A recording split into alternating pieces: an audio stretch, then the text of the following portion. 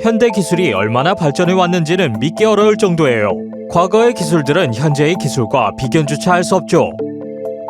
하지만 어떤 것들은 오래전에 만들어졌음에도 불구하고 오늘날의 기술과 비교해 여전히 괜찮은 경우가 있어요. 저희와 함께 바위를 깎아 만들어진 산기슭을 따라 구불거리며 올라가는 옛 제1차 세계대전 당시의 길을 산책해보시고, 걸어다니기 너무 위험한 길이라서 산책이 금지된 길도 한번 구경해보세요. 스트라다 델 52 갤러리. 52호 도로 터널이라고도 알려져 있는 스트라다 델 52 갤러리는 이탈리아 왕국에 의해 건설되었던 당대의 공학적 경이에요. 이 도로는 보체타 캄피글리오아와 포르테 델 파수비오 사이를 구불구불 지나며 깊은 계곡과 깎아지른 듯한 바위면을 갖고 있는 산의 남쪽 경사면을 건너갑니다. 이것은 오스트리아와 헝가리 포병의 타격 범위 바깥에서 전략적으로 건축되었으며, 이는 노새를 사용해서 기지부터 파수비오 산 정상까지 연락과 보급품 운반을 가능하게 했기 때문에 매우 중요했습니다. 그 상태와 건축 시대를 고려했을 때 군사공학과 대담성의 걸작이라고 불렸습니다. 사실 그것이 건축된 속도는 놀라웠어요. 공사는 1917년 2월 6일에 시작되었고 같은 해 11월에 완공되었어요. 이 도로는 1년 내내 접근이 가능해야 했고 적포의 범위를 벗어나야 했으며 노새가 접근할 수 있어야 했죠. 이런 문제점은 스카르브의 도로에서도 일어나는 문제였는데 오직 자동차로만 접근이 가능했어요. 이 건축을 책임진 사람들은 600명의 노동자들과 더불어 이탈리아 군의 33번째 광부부대였어요. 길이가 6,555m이며 단단한 바위를 깎아 만든 2,280m의 25개의 터널을 고려하면 매우 인상적인 것이에요. 각각의 터널은 고유한 이름과 번호가 붙여져 있어요. 20호 터널은 우뚝 솟은 바위를 깎아서 만들었으며 높이의 차이를 극복하기 위해 작은 도로는 마치 코르크 따개처럼 베베 꼬여 있습니다. 그리고 이 도로에서 가장 높은 부분에 위치한 47호 터널을 떠날 때 산기슭을 따라 위로 나 있는 구불거리는 도로를 볼 수 있는데 아주 숨막히는 경관을 자랑합니다. 방문할 만한 멋진 장소라고 여겨질 수도 있겠지만 사실 이곳은 세계에서 가장 위험한 도로 중에 하나로 기록되어 있으며 치명적인 사고가 너무 많이 일어나기 때문에 산악 자전거로 이곳에 가는 것조차 금지되어 있어요. 하이킹은 허용되지만 이 낡고 어둡고 소름 끼치는 터널들을 통과하는 것은 초현실적인 경험이죠. 낡은 판자도로. 이 도로가 건설된 이야기는 정말로 흥미로워요. 1915년 캘리포니아에서 어떤 이는 나무 판자로 도로를 건설한다는 아이디어를 떠올렸죠.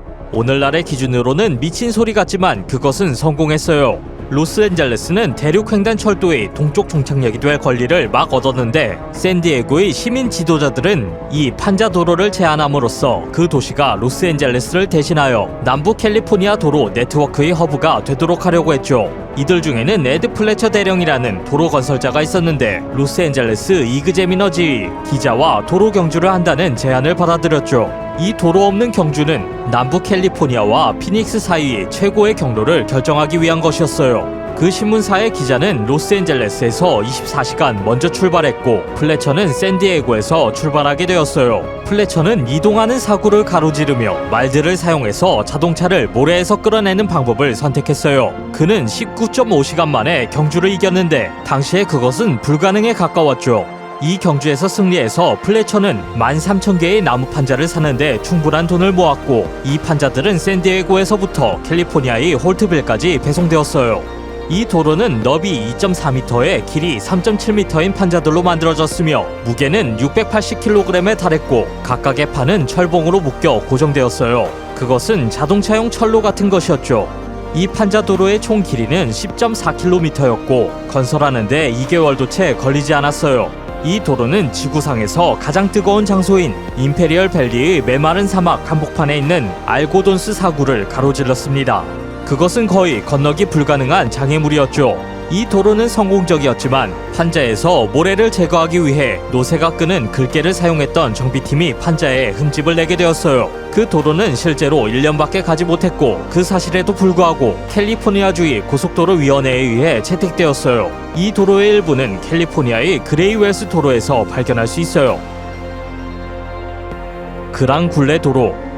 프랑스의 레그랑 굴레는 1843년에서 1854년 사이에 지어진 전설적인 도로이며 험준한 고원과 산으로 이루어진 베르코르의 절벽을 깎아 만들어졌어요. 19세기 초에 마차를 끌고 통과할 수 있는 도로가 없었고 베르코르에 사는 5,000명의 주민들은 나머지 세계와 단절된 것처럼 느꼈어요. 그래서 베르코르와 남부를 연결하는 도로를 만들기로 결정했죠. 인력과 시간, 돈을 엄청나게 투자하는 일이었어요. 오늘날의 기술로도 그런 도로의 건설은 상상하기 어렵죠. 이 도로를 건설하기 위해서 사용된 방법은 위험한 것이어서 로프 사닥다리를 산기슭으로 늘어뜨려서 바위에 다이나마이트를 던진 후 제때에 그 폭발을 피해야만 했죠. 공사가 시작된 지 10년 후 결국 도로가 준비되었어요. 두 산 사이의 공간은 어떤 지점에서는 아슬아슬했죠. 거기로 접근하는 자동차는 통과하기에 충분한 도로가 없어서 매우 위험할 수 있어요. 협곡 위로 올라가는 경우 도로에는 자동차가 가장자리를 벗어나 산 아래로 급락하는 것을 막아주는 가드레일이 없어요. 이 도로는 절벽을 깎아 만든 것이며 어떤 곳에서는 햇빛이 전혀 들지 않고 바위는 이끼가 많고 축축해요. 구불거리고 좁은 길 사이로 여행객들을 이 산속으로 인도한 지 156년이 지난 후 프랑스 정부에서는 일련의 치명적인 사고들 때문에 이 역사적인 도로를 폐쇄해야 했어요. 자전거 타는 사람이나 등산객들도 이 좁고 구불거리는 길로 모험할 수 없어요. 이 유령도로는 이제 터널을 통해 우회해야 하며 아무도 지나지 못하는 상태로 남아있죠. 이탈리아의 스텔비오 패스. 어떤 사람들은 그것을 세계 최고의 도로라고 부르지만 그것은 질문을 받는 사람에 따라 달라요. 스텔비오 패스는 유럽에서 드라이브하기에 가장 좋은 도로 중 하나로 알려져 있지만 동시에 가장 위험한 도로이기도 해요. 이 도로는 해발 2,757m 상에 위치해 있고 스위스를 접하고 있는 북부 이탈리아의 산길입니다. 그것은 동부 알프스에서 가장 높은 포장도로예요. 이 도로는 원래 거의 200년 전 1820년에서 1825년 사이에 오스트리아 제국이 전략적인 군사작전을 위해 건설한 것이에요. 그것은 이전의 오스트리아 지방인 롬바르디와 오스트리아 전역을 연결해줍니다. 이곳은 제1차 세계대전 당시 많은 병력이 전투 및 산사태 또는 혹독한 추위로 인해 목숨을 잃은 전투지역이었어요. 전쟁이 끝난 후 이 길의 양쪽은 이탈리아의 영토가 되었고 이 길은 오스트리아를 밀란과 연결하는 본래의 목적을 잃어버리게 되었죠. 바닥부터 시작하면 등반하는 길이는 1871m입니다.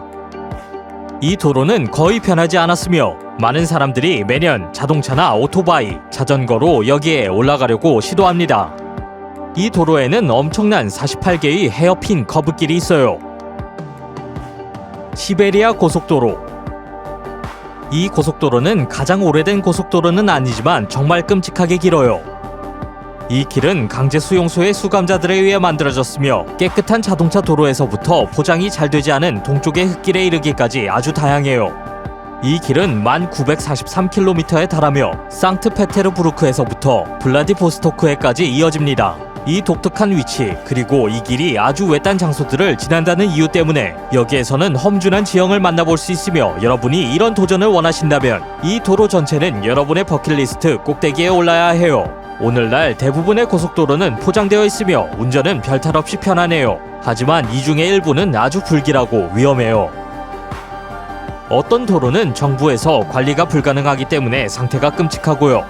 하지만 그래도 도전해보고 싶으시다면 최악의 상황에 대비해야 하며 절대 혼자서 여행해서는 안 되고 반드시 믿을만한 차량을 운전하고 가셔야 합니다. 예측할 수 없는 눈보라와 눈폭풍 때문에 이곳은 자연이 아주 위험하다는 평판을 갖고 있어요. 산을 움직이고 있는 중국. 옛날에 무엇인가를 건설하고 싶은데 거기에 산이 가로막고 있다면 그 계획은 수정되어야 했습니다. 하지만 오늘날의 현대사회에서는 그렇지 않고 물론 중국에서도 마찬가지예요. 란조우 신지역이라는 곳이 있었는데 거기에는 700개의 작은 언덕과 산들이 있으며 그 땅의 면적은 13만 헥타르였어요. 건설 회사들은 도중에 있던 언덕과 산들을 없애기 위해 39억 달러를 지출했고 이것은 여전히 같은 유형의 프로젝트 중 가장 큰 금액이에요. 산들이 없어지자 개발업체들은 수천 개의 고층 아파트와 상점들을 갖춘 거대한 도시를 건설했고 한 가지 단점이라면 거기에는 은행들만 즐비하다는 거예요. 흥미로운 점은 1990년대 초부터 지방정부 관리들과 란주우의 개발자들이 산들을 없애는데 너무나도 집착했다는 거예요. 당시 그 지역은 실크로드 경제지구의 주요 허브가 되도록 준비되고 있었어요. 하지만 이 길고 구불거리는 도로의 몇 부분은 텅 비어 있었고 사람들이 지나다니지 않았죠. 그리고 이것은 초대형 프로젝트였지만 도시는 여전히 유령 도시로 남아 있었고 이곳이 유치해야 하는 100만 명의 인구를 포용할 수 있는 능력도 없었어요. 하지만 최근에 드디어 이곳으로 사람들이 이주하고 있으며 이 새로운 구역은 2030년이 되면 연간 450억 달러의 수익을 낼 것이라고 예상된다고 해요. 산들을 없애고 거기에 도시를 짓는다고 상상해보세요. 우리가 갖고 있는 평지들을 고려해보면 정말 놀라운 일이죠. 어떻게 생각하세요? 동영상을 재미있게 보셨기를 바랍니다. 으스스하거나 오래된 길을 운전해보신 적이 있으신가요? 이 영상이 마음에 드셨다면 구독과 알림 버튼을 켜주세요. 그러면 저희의 새 영상을 제일 먼저 보실 수 있어요. 시청해주셔서 감사하고 다음에 또 만나요.